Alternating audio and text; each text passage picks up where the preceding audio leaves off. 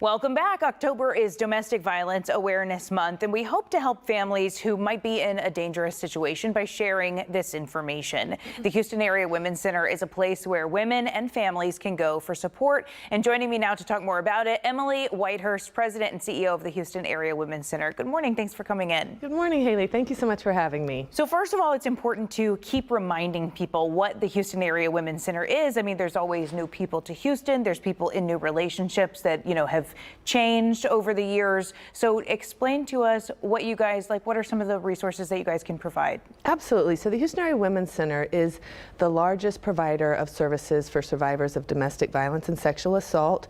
We have a whole array of programs that are specifically designed to support people who are in abusive dynamics. We have a 24-hour hotline. If need be, we have emergency shelter. We have a housing program, and then a lot of behavioral health and wellness programs.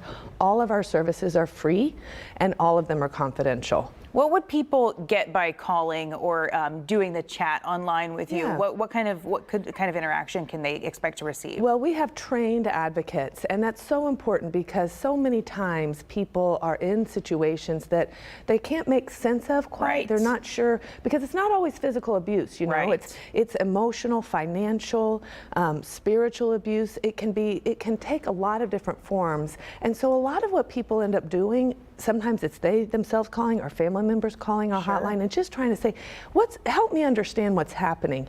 And the really important thing is when people call, we have a tool that we use, a set of questions that have been validated, and that really helps us determine how much risk might somebody be in, honestly, for lethal violence, because we have an alarming number of women and children and community members being injured by people who are abusers and who have access to firearms, especially is of concern. So this tool helps us work and listen. We listen very deeply. We listen with no shame, no judgment, and we listen with a lot of expertise because we've heard calls like this before.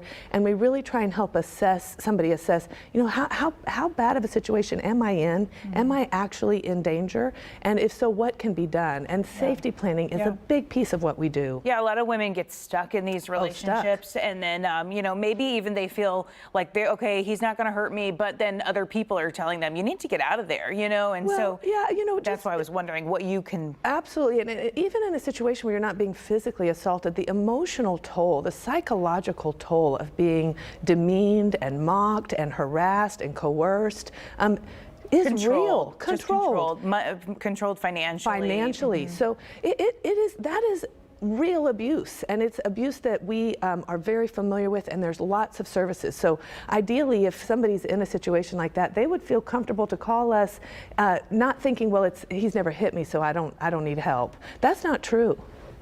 Yeah, that's the belief a lot of times. Yeah, people think that. It's not physical. I don't need help, or I don't deserve support, and that's not our ethos. That's not our value set. We want people to call anytime they're in a situation where they're feeling demeaned, devalued, coerced, scared.